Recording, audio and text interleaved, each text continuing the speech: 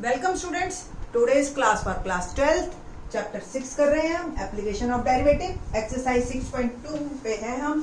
इससे previous lectures में मैंने 8 तक क्वेश्चन कर दिए हैं। Let's start question number 9। क्या है question number 9? Prove that y is equal to this, ये function in terms of theta दे रखा है हमें, is an increasing function on theta in 0 to π/2।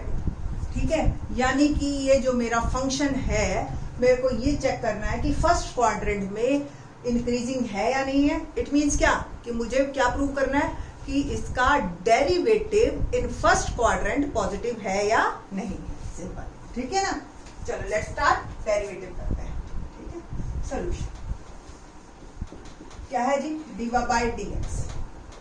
जब डेरिवेटिव हम करेंगे, इस पोर्शन का अलग करेंगे, इस पोर्शन का अलग करेंगे। इस पोर्शन के लिए क्या करेंगे हम? कोशिएंट रूल लगाएंगे। कोशिएंट रूल आपको ध्यान है ना, u/v, v square denominator square, denominator as it is, derivative of numerator minus numerator और डेरिवेटिव ऑफ डिनोमिनेटर।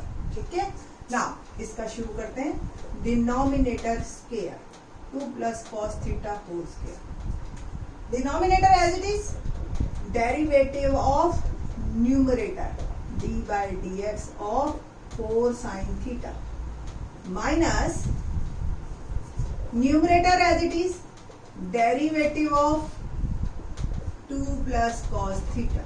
ठीक है ना, यानी कि डिनोमिनेटर माइनस थीटा का क्या डेरिवेटिव हो?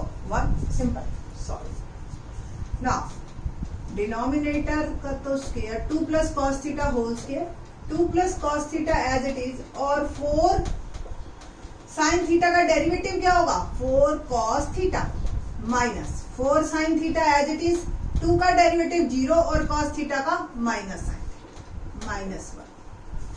क्या बना आगे? मल्टीप्लाई करते हैं। 2 4 8 cos theta plus 4 cos square theta minus minus plus 4 sin square theta upon 2 + cos theta whole square -1। Okay, 8 cos theta plus 4 common cos square theta plus sin square theta.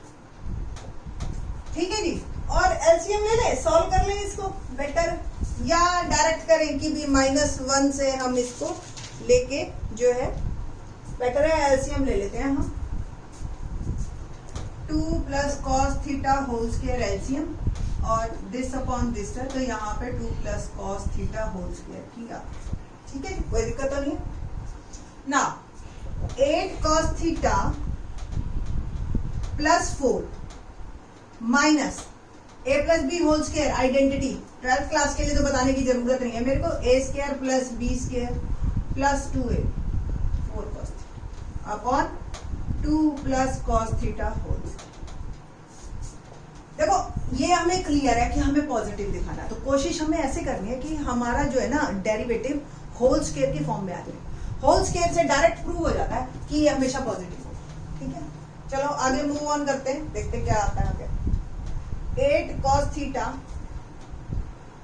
Plus 4 minus 4 minus cos square theta और minus का ही 4 cos theta upon 2 + cos theta whole square. ये 4 से 4 cancel, और 8 cos theta में से 4 cos theta गया तो 4 cos थीटा ही रह गया, और minus cos square theta upon 2 + cos theta whole square. ये मेरा डेरिवेटिव मेरे पास आ गया। ठीक है जी, और मुझे जो है इन फर्स्ट क्वाड्रेंट दिखाना है कि ये पॉजिटिव है। आगे मूव करते हैं, तो देखिए cos theta common, 4 - cos theta और 2 + cos थीटा होल स्क्वायर। ठीक है, अब मेरे पास यहाँ पे 3 टर्म है, 1 2 और ये 3। इन तीनों पे मैं अलग अलग बात करूंगी कि इन फर्स्ट क्वाड्रेंट में ये तीनों पॉजिटिव हैं, तो फिर ये इनका प्रोडक्ट और डिवीजन भी पॉजिटिव होगा। तो first of all, in 0 to π/2 cos theta first term ये वाली ग्रेटर देन 0 होती है, पॉजिटिव। आपको ही पता है फर्स्ट क्वाड्रेंट में cos पॉजिटिव होता है। दूसरी thing, 4 - cos theta greater than 0। आपको पता है कि cos थीटा की वैल्यू ज्यादा से ज्यादा -1 और 1 के बीच में रहती है, तो 4 में से कुछ भी सब्ट्रैक्ट करो आप, -1 से 1, डेफिनेटली ये पॉजिटिव। तो ये भी पॉजिटिव। आपको सिर्फ खुद समझना है और ये ऐसे लिख देना है। डिनोमिनेटर देखिए, ये तो ऑलरेडी स्क्वायर है, square term is always positive, ठीक है। On the whole dy by dx is positive in quadrant 0 to pi by 2।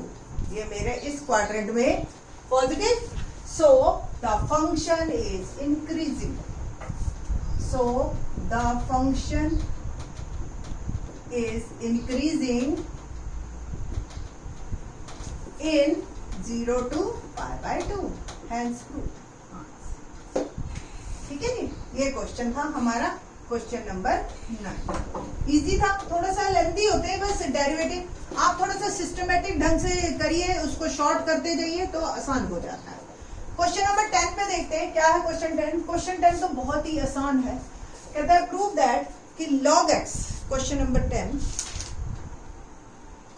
10 है, prove that the logarithmic function is strictly increasing on 0 to infinity। यानी कि जो है आपके whole numbers के बीच में ये लॉगरिथमिक फंक्शन हमेशा इंक्रीजिंग होता है। बहुत ही आसान है।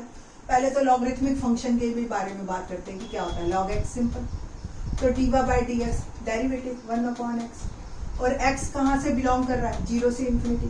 जब आप x डालोगे ही पॉजिटिव तो इफ x इज इन या x बिलोंग्स टू 0 से infinity, then 1/x definitely belongs to 0 से infinity, so dy by dx is positive in 0 से infinity, so logarithmic function is always increasing, ठीक है, in 0 to infinity। आंसर है ना आसान, strictly increasing. In fact strictly increasing का क्या मतलब है, जो हमेशा बढ़ता ही है, बराबर भी नहीं होता है कभी भी, ठीक है, बढ़ता ही जाता है, ठीक। Now question number 11। क्वेश्चन 11 देखते हैं। Prove that the function f given by fx x square minus x plus 1 is neither increasing nor decreasing strictly on -1 and 1। Polynomial function पता है आपको, मैंने आपको शुरू में ही पहले ही लेक्चर में बताया था कि कब स्ट्रिक्टली इंक्रीजिंग होता है, कब इंक्रीजिंग होता है, कब स्ट्रिक्टली डिक्रीजिंग होता है, फिर डिक्रीजिंग होता है।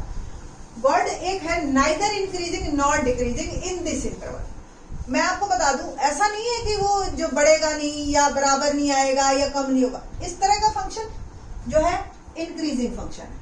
बट अगर फंक्शन ऐसा है, कभी कम कभी ज्यादा, कभी कम कभी ज्यादा, उस इंटरवल में, इस इंटरवल की बात कर लो पूरे में, ठीक है, ठीक है, तो आपका जो है अगर कभी आधे में इंक्रीज आधे में डिक्रीज हो रहा है तो हम लिख देते हैं नाइदर इंक्रीजिंग नॉट डिक्रीजिंग, ठीक है। एक ये क्लियर हुआ। काम आपको बिल्कुल एग्जैक्टली सेम करना है जैसा आप 6th क्वेश्चन में करते आए हो। आपने इस क्वेश्चन की जो बाकी चीजें हैं ना उसको बाद में देखना, पहले जो है आप क्वेश्चन ही करें। सोल्यूशन सिंपल, क्या करना है, हमने पहले फंक्शन से उसका डेरिवेटिव निकालना है और फिर क्रिटिकल पॉइंट्स निकालने हैं, ठीक है। ये काम ही आपका सबसे पहले है। तो मेरा फंक्शन है fx x square minus x plus 1 और f डैश x क्या हो गया 2x माइनस 1, सिंपल। और इसको आगे और मूव करते हैं। For critical points f dash x is equal to 0, तो 2x minus 1 equal to 0, x की वैल्यू आ गई 1/2। हमने जो बात करनी है, अब तक हम 6th क्वेश्चन में जो बात करते थे वो माइनस इंफिनिटी से इंफिनिटी बात करते थे। अब जो हमने बात करनी है वो हमने बात करनी है सिर्फ -1 से 1 के बीच। और ये पॉइंट जो मेरा आया क्रिटिकल पॉइंट, ये आया 1/2, जो कि डेफिनेटली इन दोनों के बीच में है। तो we have intervals, we have 2 intervals. कौन कौन से बने, ओपन ब्रैकेट है देखिए, तो -1 से 1/2 और 1/2 से 1, ये मेरे हैं, ठीक है। क्रिटिकल पॉइंट पे तो डेरिवेटिव 0 है, दैट्स व्हाई इसको हम इंक्लूड नहीं करते और हमेशा ओपन ब्रैकेट में ही रहते हैं।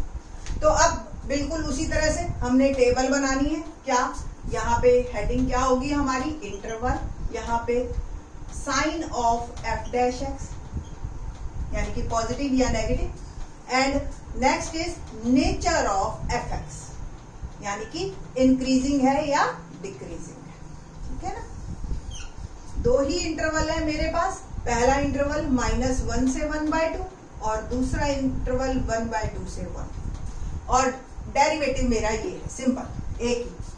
साइन जरा -1 से 1/2, जीरो बीच में ही आता है शायद, है ना, आता है ना, तो जीरो डालिए, नेगेटिव आ रहा है तो सिंपल नेगेटिव, नेगेटिव यानी कि फंक्शन इज डिक्रीजिंग।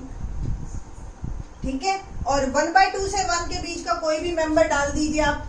1/2 से 1 के बीच का मैं 0.75 यानी कि 3/4 डाल सकती हूँ। ठीक, तो डाल के देखते हैं। 3/4, 2 × 3/4 -1, तो 3/2 -1। ठीक है, देख रहे हो ना आप, अल्टीमेटली क्या आया ये भी 3/2 -1, 2 एलसीएम ले लो, 3 - 2 1/2, पॉजिटिव आ रहा है तो ये आ गया पॉजिटिव, तो फंक्शन इज इंक्रीजिंग। ठीक है, तो आपने सिंपल लिखना है -1 से 1/2 फंक्शन इज डिक्रीजिंग एंड 1/2 से 1 फंक्शन इज इंक्रीजिंग। ठीक है, तो ओवरऑल हमारे पास क्या बात बनी कि आधे में तो इंटरवल हमारा जो है आधे में इंक्रीजिंग है, आधे में डिक्रीजिंग है। So the given function is neither increasing nor decreasing.